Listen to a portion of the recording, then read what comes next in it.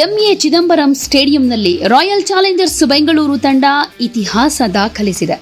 ಸಂಘಟಿತ ಆಟದ ಪ್ರದರ್ಶನ ಕೊಟ್ಟಂತ ಬೆಂಗಳೂರು ಟೀಮ್ 17 ವರ್ಷಗಳಾದ ಮೇಲೆ ಚೆನ್ನೈನಲ್ಲಿ ಗೆಲುವು ದಾಖಲಿಸಿದೆ.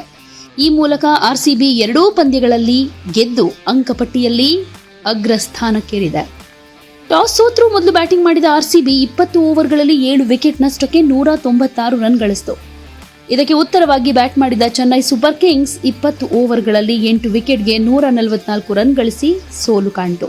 ಈ ಗೆಲುವಿನ ಮೂಲಕ ಆರ್ಸಿಬಿ ಆಡಿದ 2 ಪಂದ್ಯಗಳಲ್ಲಿ ಗೆದ್ದಿದೆ. ಆರ್ಸಿಬಿ ಮೊದಲು ಬ್ಯಾಟಿಂಗ್ ಮಾಡಿದ್ದು ಫಿಲ್ ಸಾಲ್ಟ್ ಹಾಗೆ ವಿರಾಟ್ ಕೊಹ್ಲಿ ಮೊದಲ ವಿಕೆಟ್ಗೆ 5 ಓವರ್ಗಳಲ್ಲಿ 45 ರನ್ ಗಳಿಸಿದ್ರು. 16 ಎಸೆತಗಳಲ್ಲಿ 5 ಬೌಂಡ್ರಿ 1 ಸಿಕ್ಸರ್ನಿಂದ 32 ರನ್ ಗಳಿಸಿ ಔಟ್ ಆದರು. ಇನ್ನು 3ನೇ ಕ್ರಮಾಂಕದಲ್ಲಿ ದೇವದತ್ ಪಡಿಕ್ಕಲ್ 14 ಎಸೆತಗಳಲ್ಲಿ 2 ಬೌಂಡ್ರಿ 2 ಸಿಕ್ಸರ್ನಿಂದ 27 ರನ್ ಗಳಿಸಿ ಔಟ್ ಆದರು. ಆರಂಭಿಕ ವಿರಾಟ್ ಕೊಹ್ಲಿ 31 ರನ್ಗಳಿಗೆ ಆಟ ಮುಗಿಸಿದ್ರು. ಮಧ್ಯಮ ಕ್ರಮಾಂಕದಲ್ಲಿ ಬಂದು ಅದ್ಭುತವಾಗಿ ಬ್ಯಾಟಿಂಗ್ ಮಾಡಿದ ರಜತ್ ಪಟಿದಾರ್ ಅಬ್ಬರಿಸಿದ್ರು.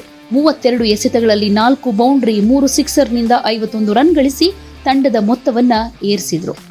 ಕೆಳ ಕ್ರಮಾಂಕದಲ್ಲಿ ಟಿಮ್ ಡೇವಿಡ್ 8 ಎಸೆತಗಳಲ್ಲಿ 1 ಬೌಂಡ್ರಿ 3 ಸಿಕ್ಸರ್ನಿಂದ 22 ರನ್ ಗಳಿಸಿ ಔಟ್ ಆದರು. ಚೆನ್ನೈ ತಂಡದ ಪರ ನೂರ್ ಅಹ್ಮದ್ 3, ಮತೀಶ್ ತೀಕ್ಷ್ಣನ್ 2 ವಿಕೆಟ್ ಅನ್ನ ಕಬಳಿಸಿದ್ರು. ಇಲ್ಲಿ ಆರ್ಸಿಬಿ ಕೊಟ್ಟಂತಹ 197 ರನ್ಗಳ ಗುರಿಯನ್ನ ಬೆನ್ನಟ್ಟಿದ ಚೆನ್ನೈ ತಂಡ ಆರಂಭದಲ್ಲೇ ಕಳಪೆ ಆಟವನ್ನ ತೋರಿಸಿತು.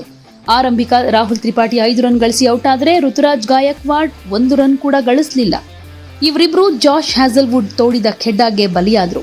ಮಧ್ಯಮ ಕ್ರಮಾಂಕದಲ್ಲಿ ದೀಪಕ್ ಕೂಡ ಮ್ಯಾಜಿಕ್ ಮಾಡಲಿಲ್ಲ.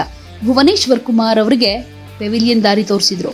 ಇನ್ನು ಆಲ್ರೌಂಡರ್ ಸ್ಯಾಮ್ ಕರನ್ 8 ರನ್ನು, ಶಿವಂ ದುಬೆ 19 ರನ್ ಬಿಟ್ರೆ ಹೆಚ್ಚು ರನ್ ಗಳಿಸೋದಕ್ಕಾಗಲೇ ಇಲ್ಲ, ಔಟ್ ಆದ್ರು. ರಚಿನ್ ರವೀಂದ್ರ ಮಾತ್ರ 31 ಎಸೆತಗಳಲ್ಲಿ 5 ಬೌಂಡ್ರಿ ಸಹಾಯದಿಂದ 41 ರನ್ ಗಳಿಸಿ ಒಂದಷ್ಟು ಹೋಪ್ಸ್ ಮೂಡಿಸಿದ್ರು ಕೂಡ ಕೊನೆ ತನಕ ಉಳಿಯೋದಕ್ಕಾಗಲಿಲ್ಲ. ಹಾಫ್ ಸೆಂಚುರಿ ಕೂಡ ಮಾಡ್ಕೊಳ್ಳೋದಕ್ಕಾಗಲಿಲ್ಲ, ಔಟ್ ಆದ್ರು. ಮಧ್ಯಮ ಕ್ರಮಾಂಕದಲ್ಲಿದ್ದ ರವೀಂದ್ರ ಜಡೇಜಾ 25, ಆರ್ ಅಶ್ವಿನ್ 11, ಎಂಎಸ್ ಧೋನಿ ಅಜೇಯ 30 ರನ್ ಗಳಿಸಿದ್ರು.